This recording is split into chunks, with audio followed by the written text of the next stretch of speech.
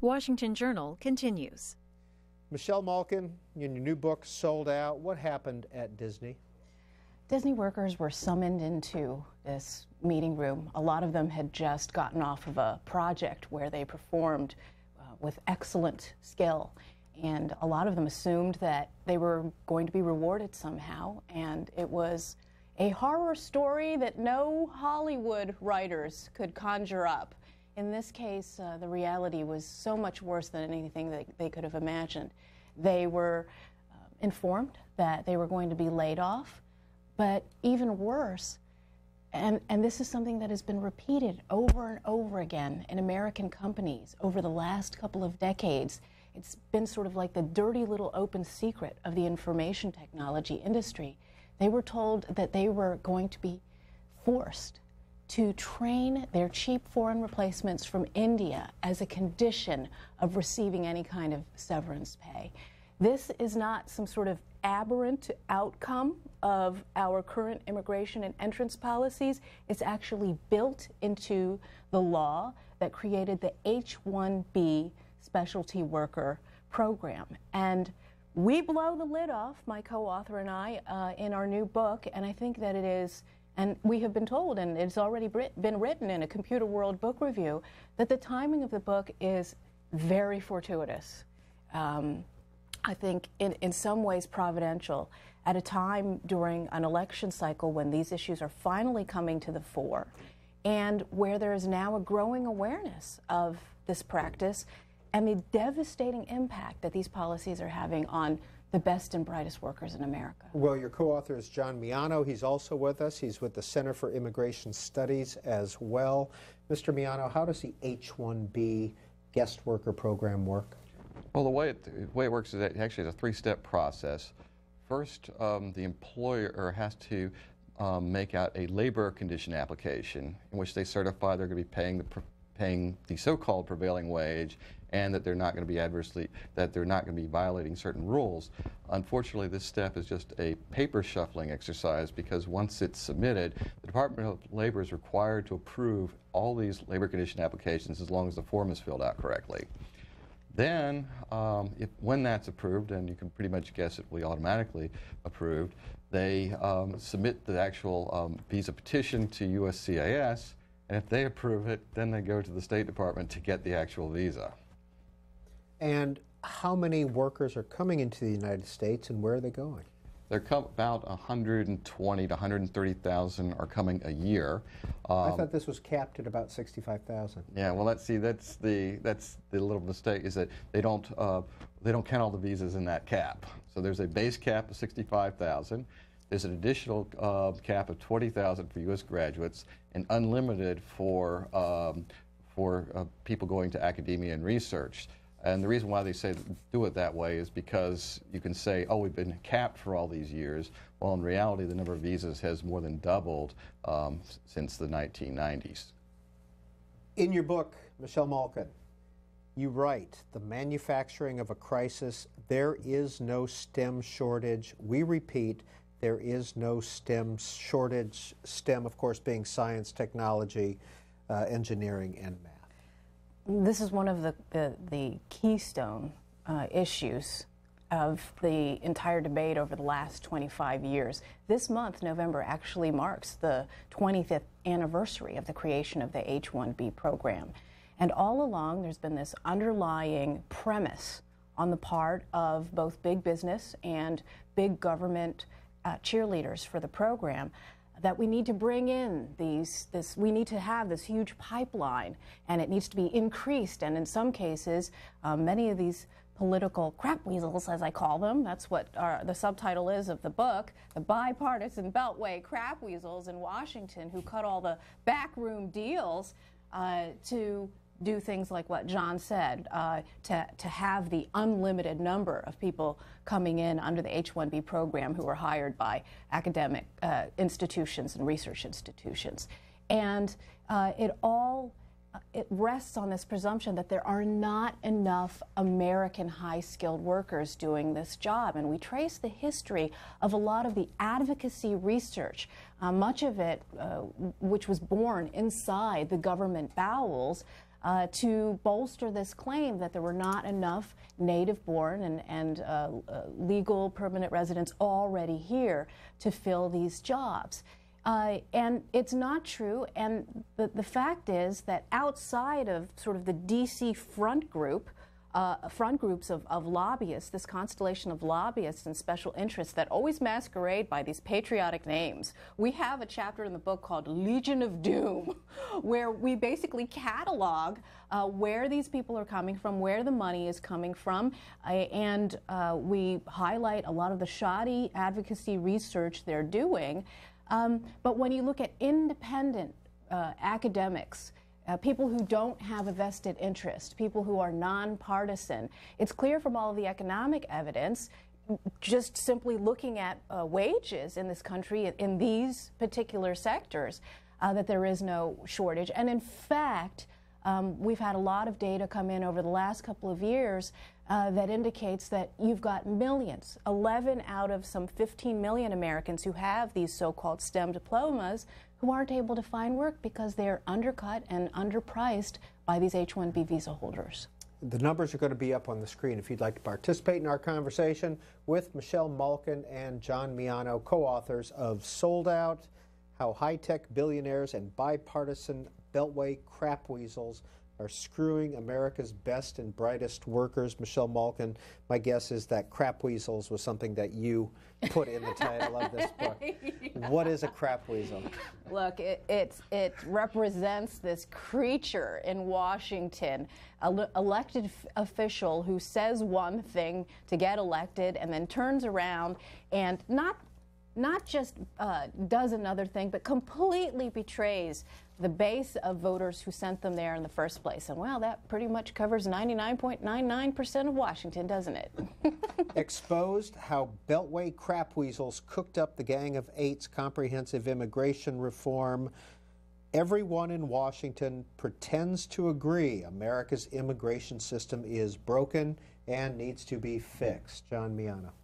Well, it's interesting that you mention that, because somehow we've been sold that this bill would actually reform the immigration system. In reality, comprehensive reform didn't reform anything.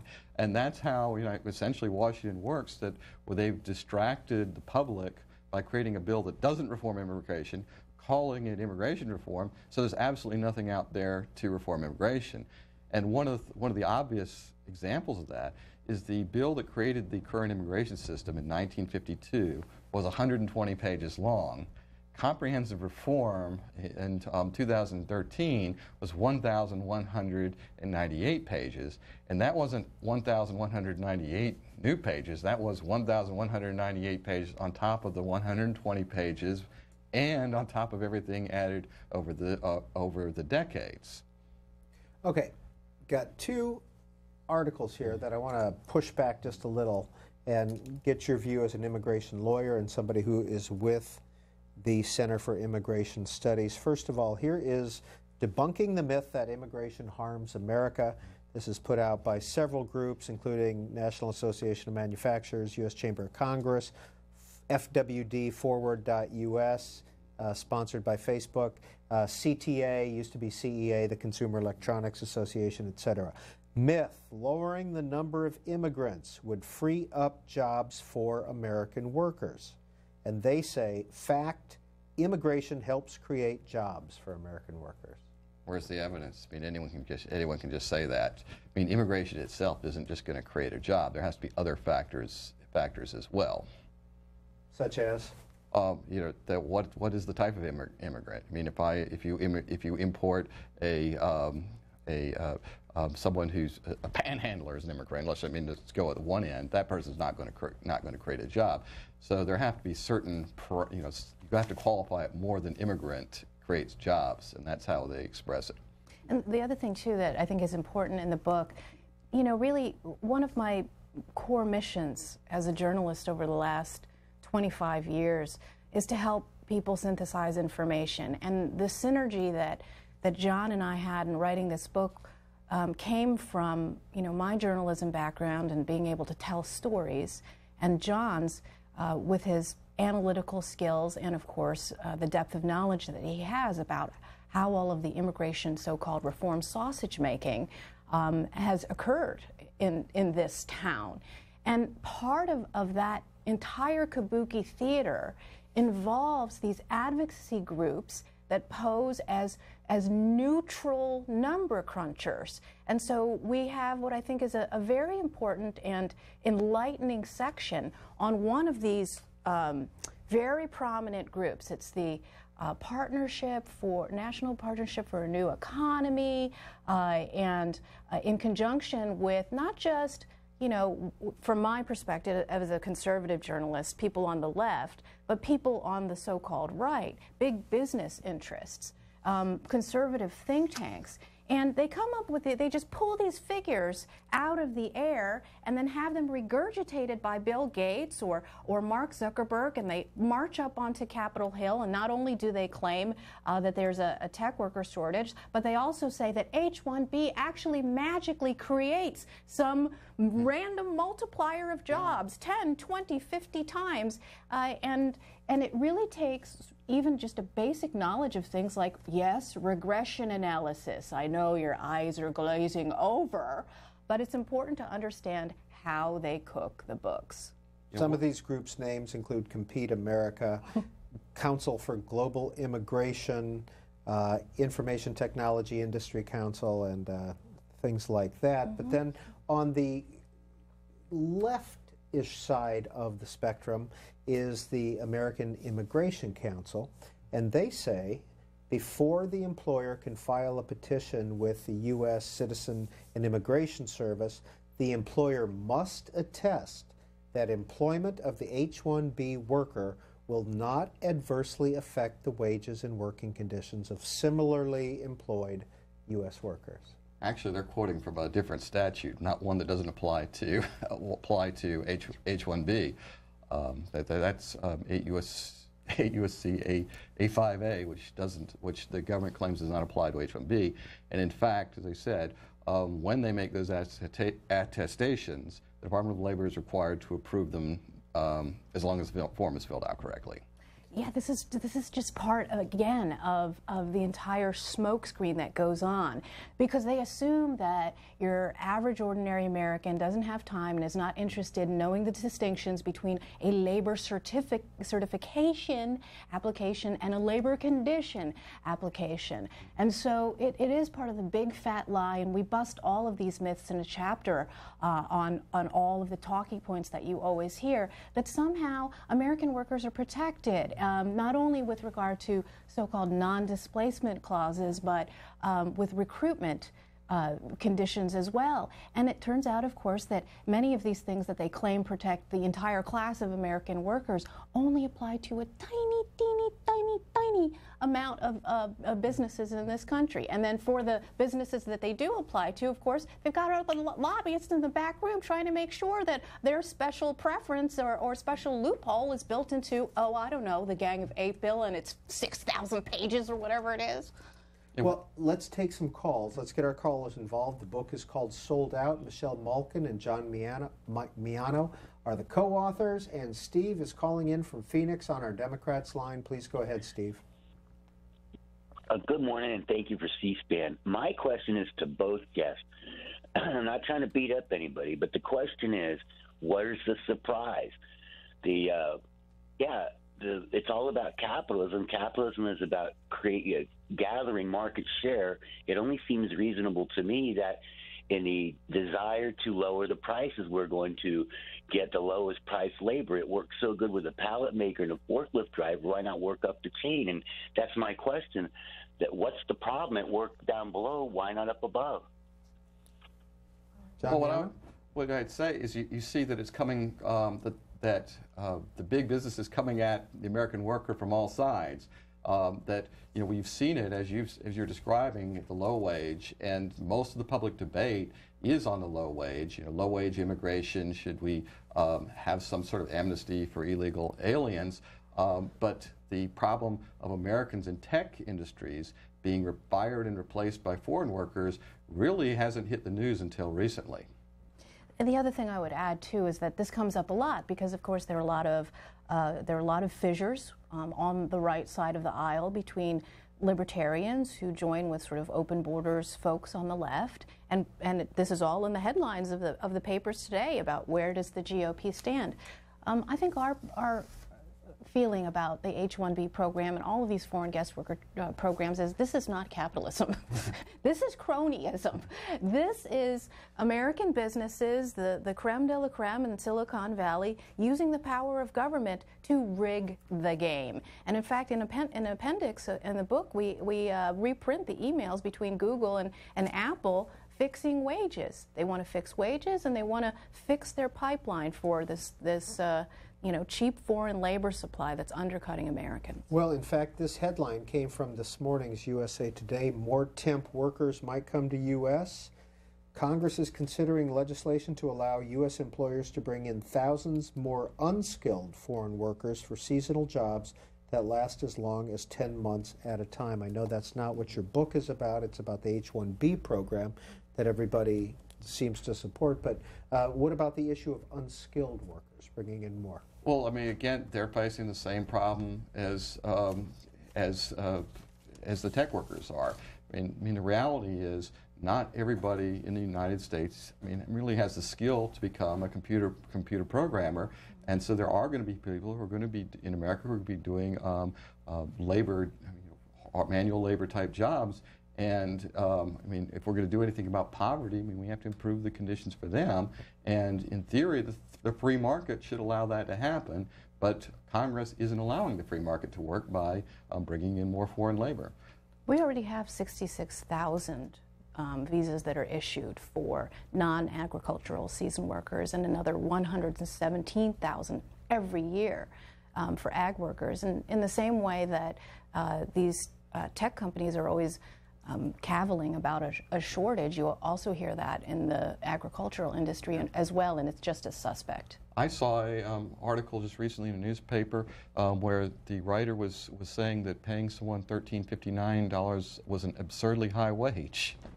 That means the person could barely make it by on that, and that was for agriculture work. Carrie is in Canton, North Carolina, Republican line. Carrie, where is Canton? Is that in the Raleigh-Durham area? No, that's right beside Asheville, Biltmore House area. Yes, sir. Western North Carolina. Okay. Up in the mountains. Okay. Go ahead.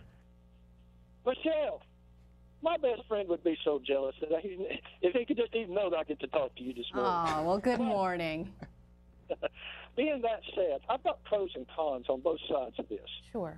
I can listen to the Democratic Party and some of the Latino groups, and they say, well, we're pretty much trying to blackmail the country into accepting amnesty.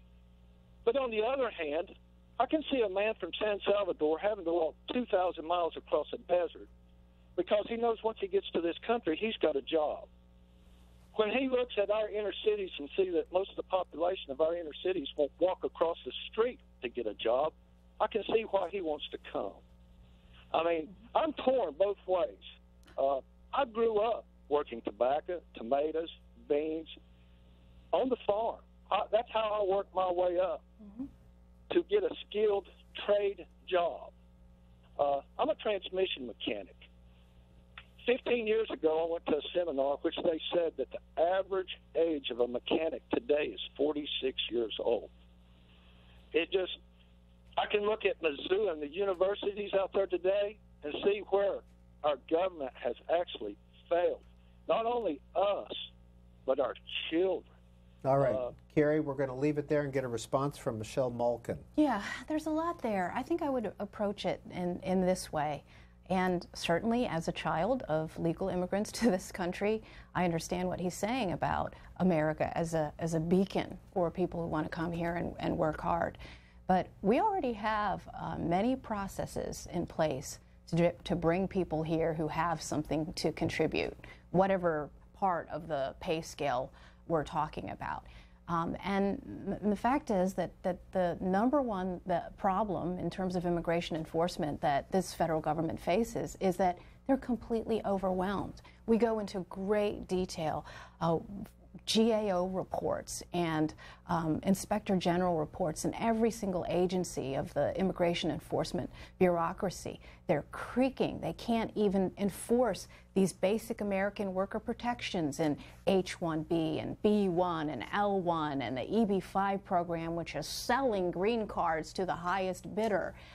Let alone the problem, the ongoing problem of the illegal immigration situation. And so not only do we have to fight this compulsion that both parties have, and I think that's one thing that's really distinctive about this book is we go after Republicans probably even harder than the Democrats, and it really does transcend all of these party lines. The inability of the federal government to do its basic duty. Every single one of these immigration and entrance programs should put American workers and American citizens first. Their public safety, our national security, and our economic security. I want to show some charts from Bloomberg Business, and John Miano, you'll be able to see them right there. Here's a cluster of skilled foreigners. It says that in total employment, 22% of the Raleigh-Durham, North Carolina area is, for skilled workers, is held by H-1B visa holders.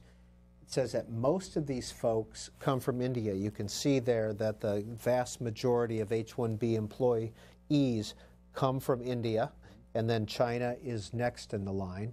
And then who is employing them? And these are some groups that, you know, at the top that maybe we haven't heard of. And it begins with Tata Consultancy Services Limited and Cognizant Tech Solutions U.S., the two biggest employers of these H-1B. And I want you to address that. We have, I think, one more chart. Nope, that's it. Yeah, we have one more chart. And this is the jobs that the H-1B visa holders are holding: systems analyst, programming, computer related, and then university education, electrical education. But Tata Consultancy, what is that? Tata Consultancy is a division of Tata, which is like India's Mitsubishi, but they are in the business of moving jobs out of the United States to India. And so what we've seen, what the H-1B program has done, created the business of importing foreign workers and moving jobs overseas. So what Tata will do is bring in a few people into the United States, like five or six, to then send 30 jobs overseas. So you'll see 5 or 6 people in the United States on an H-1B visa, and then there'll be about 30 Americans that lost their job, and the rest of the business going to India. William is calling from Minneapolis. William, you're on the air. Independent line. Thank you, Peter. I like you very much, but I think you really got to make an effort to get the more callers there. Michelle, you know what? You are absolutely correct. Okay. I like you, though. Michelle, I don't usually agree with you on things, but I have to agree with you on this. I like to think I live in the H-1B capital of America, which is Minneapolis, and we have Target Corporation and Best Buy here, and all their employees in their engineering, quote unquote, called engineering, is all Indian. It's and they overstay their visas, and they never go home. I mean, that's never even addressed in immigration. All they talk about is the Mexicans or Hispanics that's coming across the borders. But the true illegal immigrants are the people that come up here on H-1B visas and get these high tech jobs and high jobs in corporations like Best Buy and Target Corporation, who I don't think you guys are aware of. Oh, we're aware of them. Oh, yeah. Oh, yes. And they overstay their visas.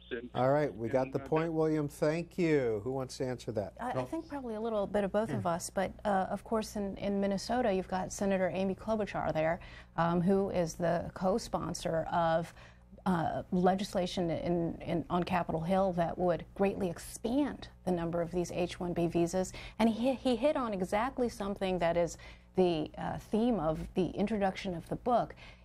One of the things that we find has been a flaw in much of the reporting, and it has improved over the years, is that even the New York Times, which is playing catch-up on covering these issues, treats it as if this is something new, when, as we have emphasized, this idea of bringing these people over here, making American workers train them, and then watching these American workers have to see these replacements go back to their home countries carrying all the knowledge that they imparted with them as a condition of receiving severance, has happened at Disney, Southern California Edison, Cargill, Harley-Davidson.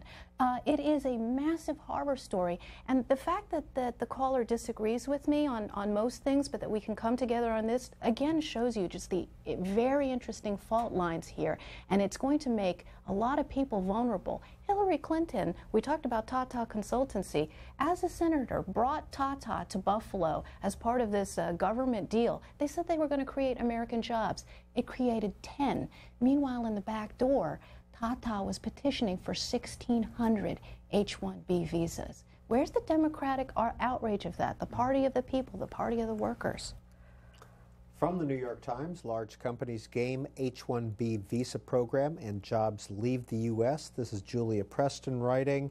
She says that many of the visas are given out through a lottery, and a small number of giant global outsourcing companies has flooded the system with applications, significantly increasing their chances of success. John in Catawba, Virginia, Democrat, good morning. Good morning. Thank you for taking my call. I just want to say, Michelle, that I live in Virginia, and I work somewhere in South Riding area. And I am shocked at how many Indians are living in this area that bought houses and stuff like that. And it comes to me that we've seen a lot of young students graduating universities, working Sam's Club or Costco, and they can't get a job, and they got $80,000 loan on their backs. It really bothers me that when someone tells me that we don't have enough employees, we can train our young students another direction, and we can give that job that we're bringing overseas. Here's the thing. Most of these companies, they care about the money. Instead paying the Americans $80,000 or $90,000, they rather pay Indians for $40,000 so they can save $50,000 for their pocket. And most of all, I heard a lot of, I don't know if it's true or not, there's a lot of bribery going on and corruption about these visas. It's not only here. The people that they bring in, they're not qualified. They have to be trained all over again. And when these guys get into the system, guess what they're going to say? Are they asking the management, can I bring my cousin? He's in India. It's amazing to me what's going on, our children. All right, John, we got the point. Yeah. Mr. Miano, the salary, is he right about the salary differential? Yes, he's correct. The H-1B program allows the employer to pay a prevailing wage. It's the 17th percentile of U.S. wages, where we'd say the 50th percentile is the median, is what we'd actually normally would call the prevailing wage. Although one thing I would like to say though, that he's focused on the Indian aspect of this, which is certainly a problem. But the problem with the H-1B program isn't in India. It's right over there on Capitol Hill with Americans who are largely European Americans, not Indians. And they're the problem, not the Indian companies. Is he right about corruption, or is it a gaming of the system?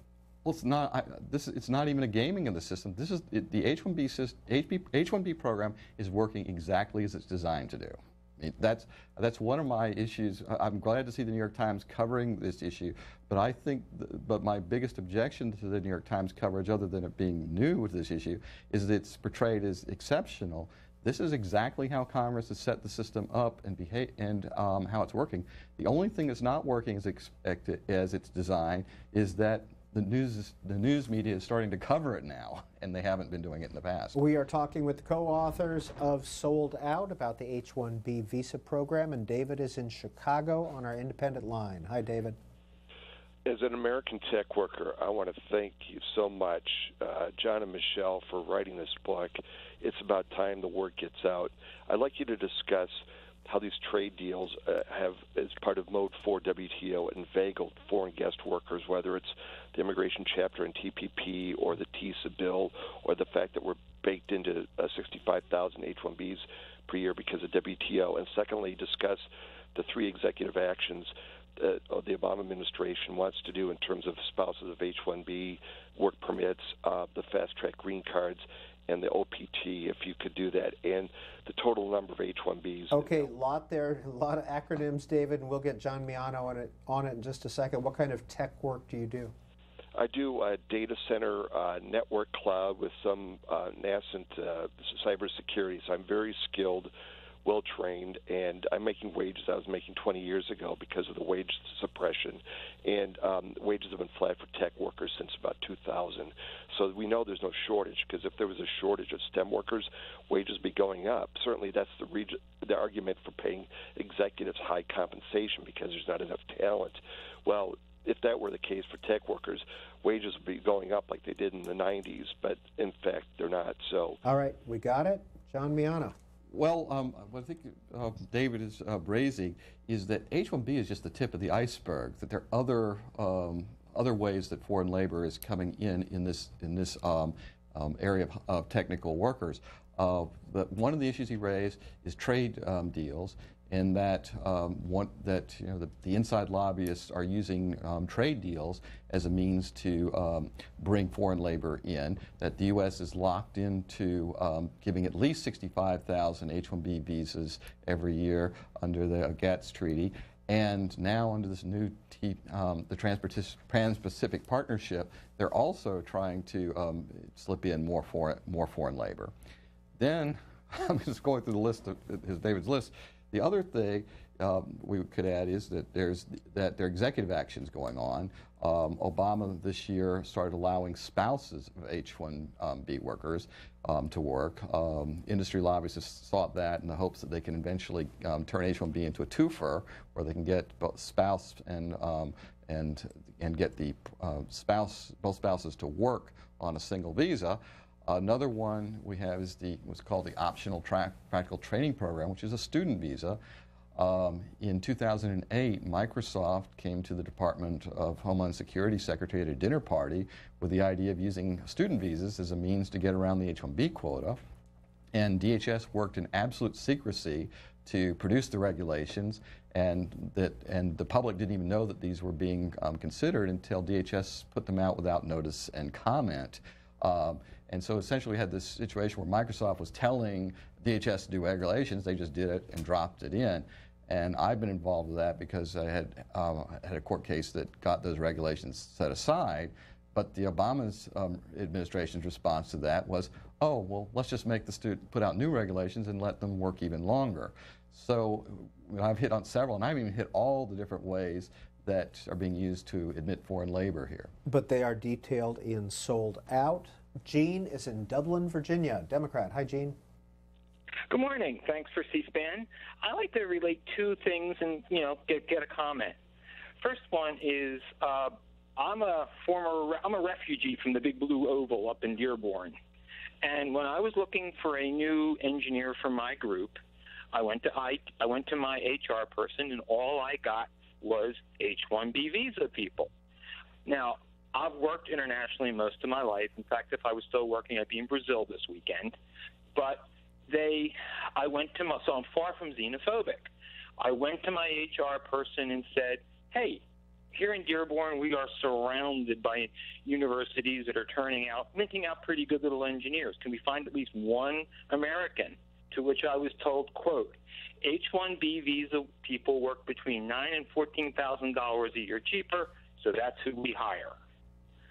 The other issue is I now have graduate students who are showing me emails from IT companies that are literally based within miles of where you guys are sitting, one of them being Tyson's Corner.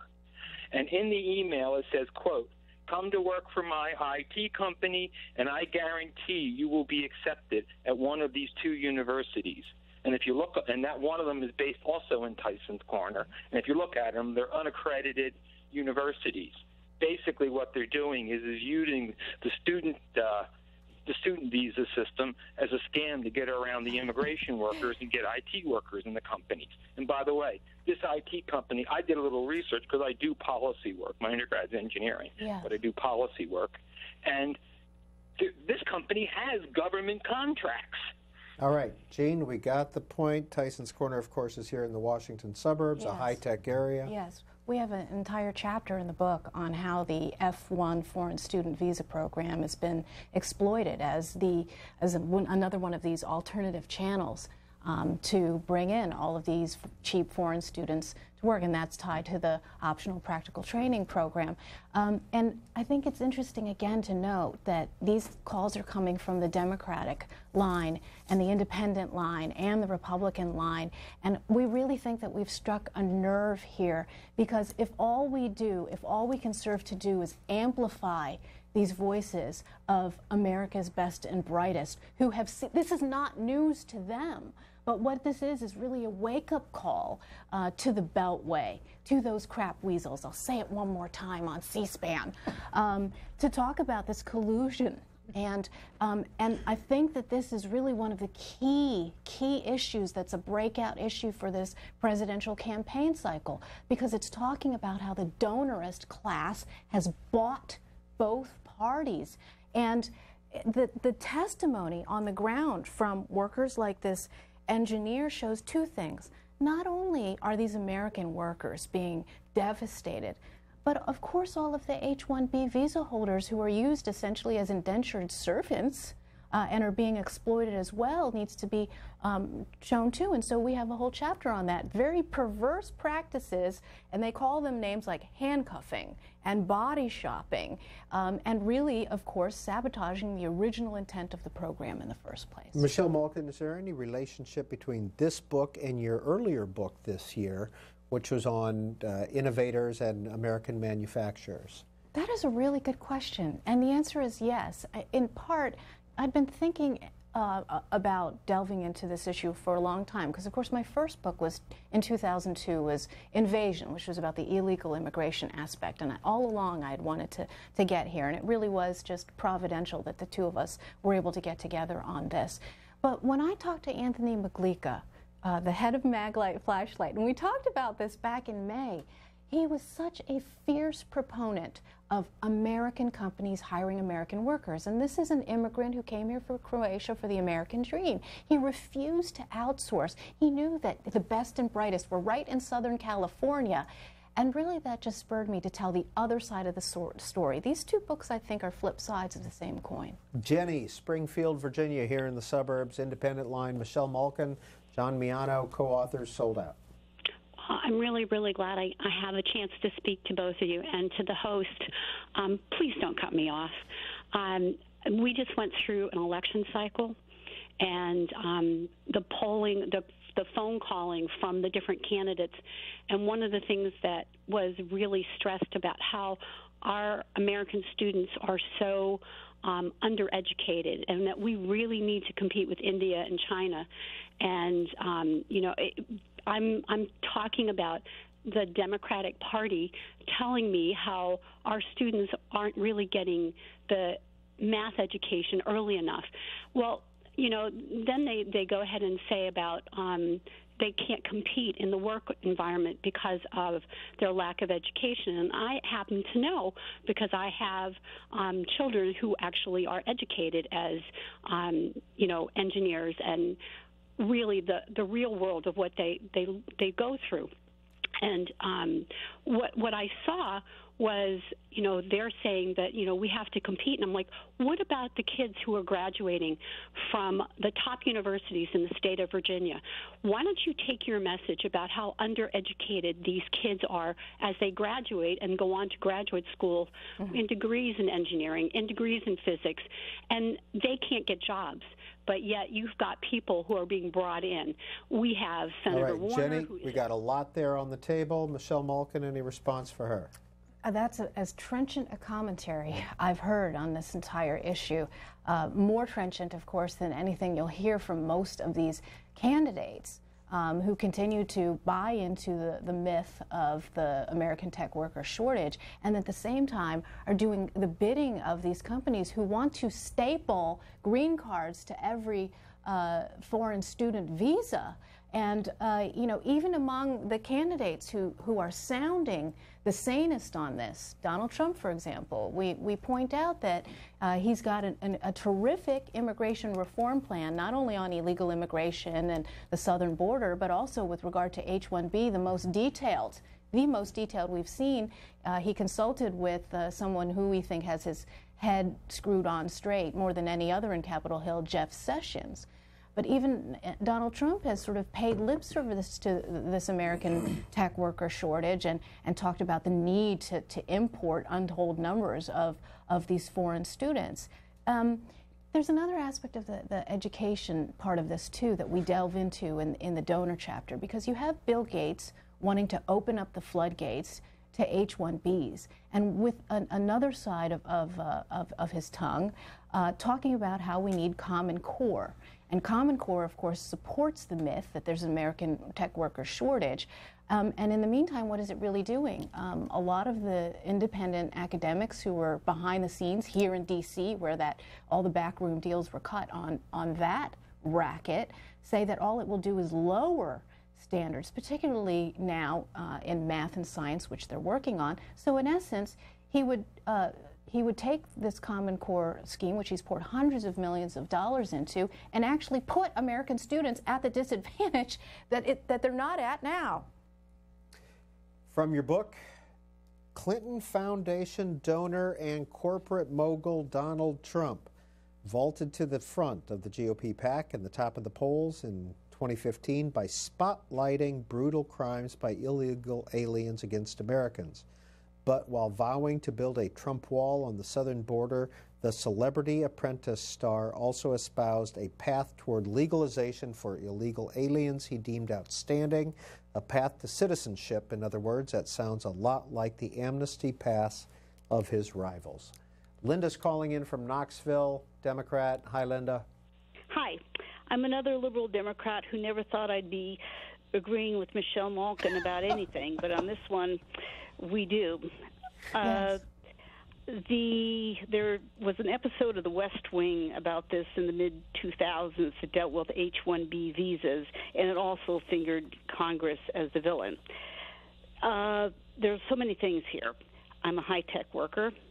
These people who are coming in on the visas are victims, too. You mentioned that a little bit earlier, right after I called. And these people, what they want more than anything is to stay. They have to be here.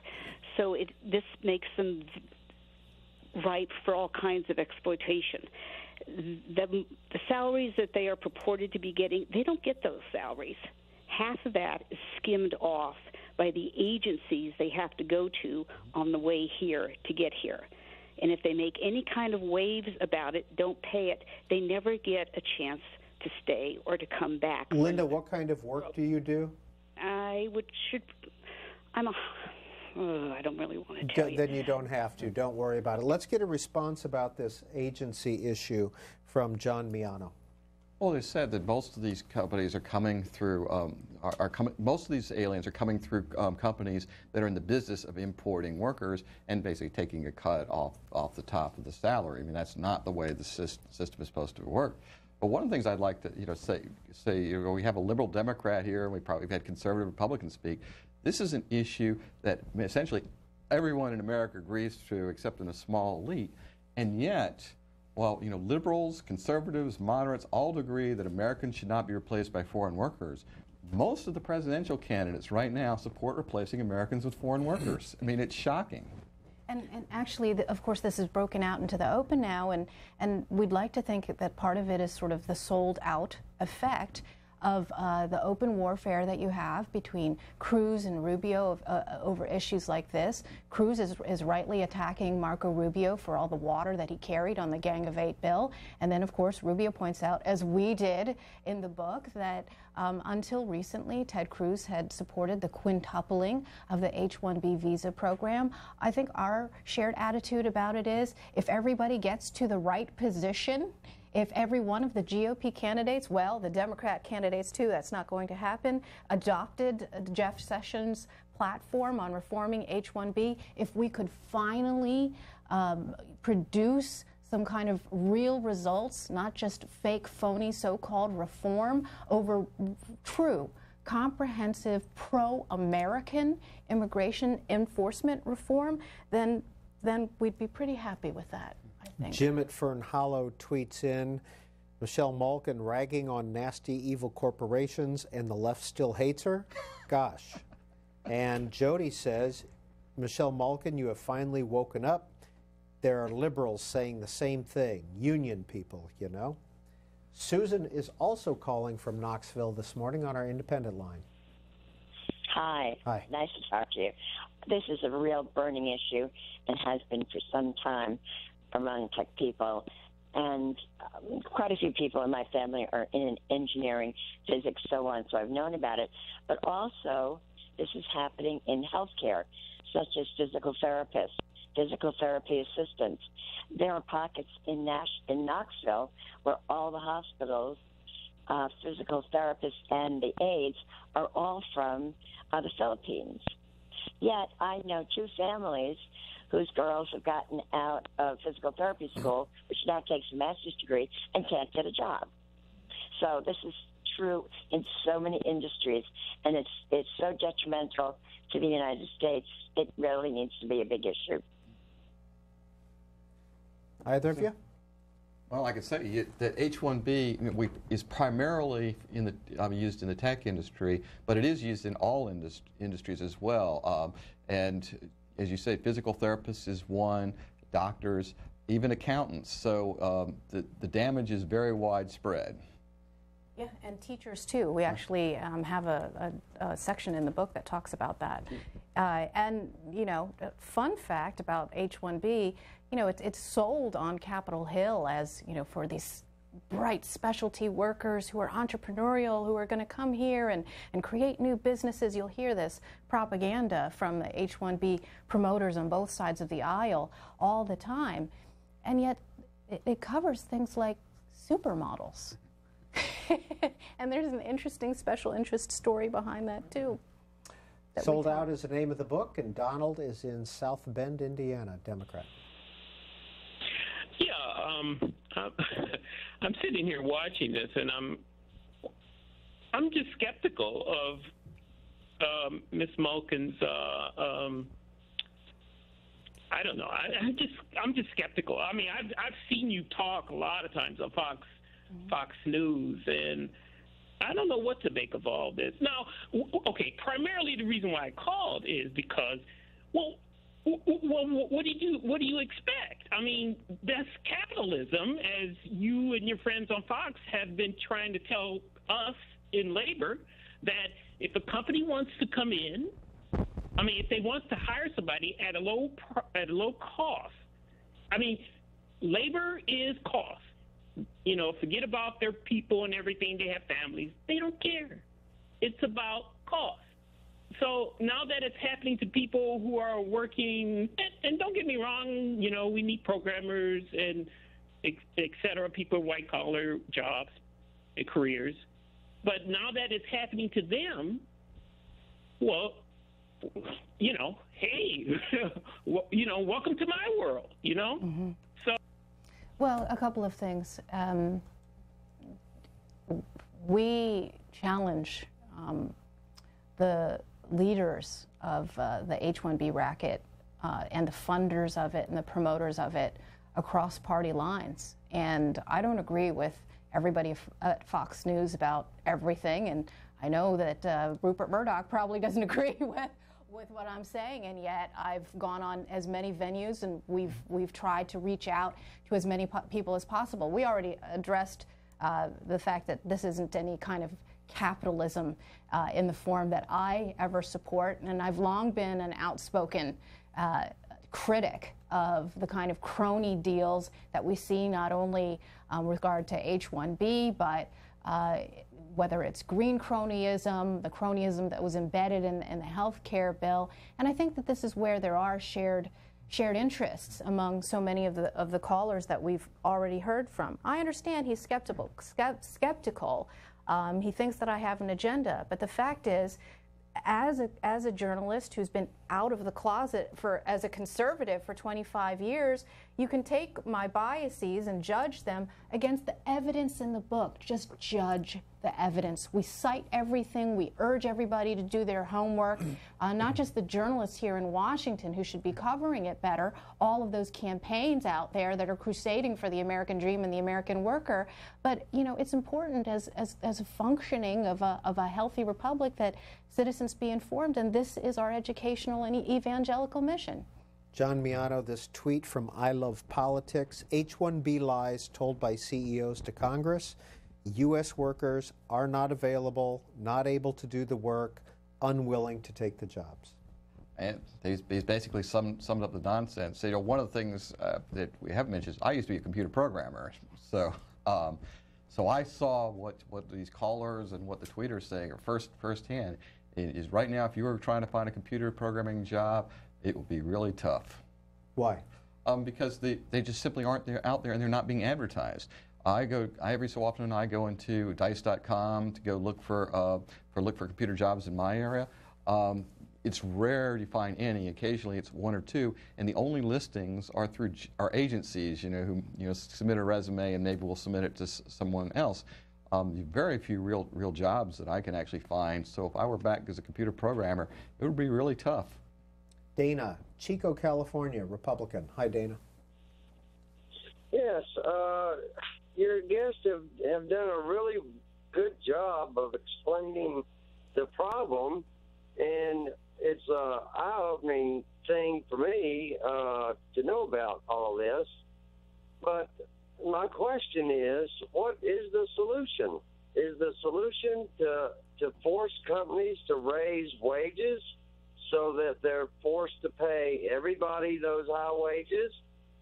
Would that cut down or help the problem, or is the problem education, or what's the problem? And what's the solution?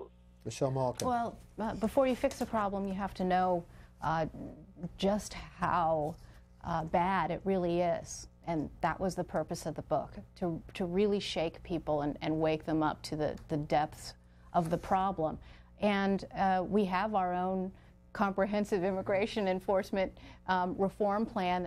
It's the very, very last section of the book, and it takes a comprehensive look at what needs to be done on many, many levels.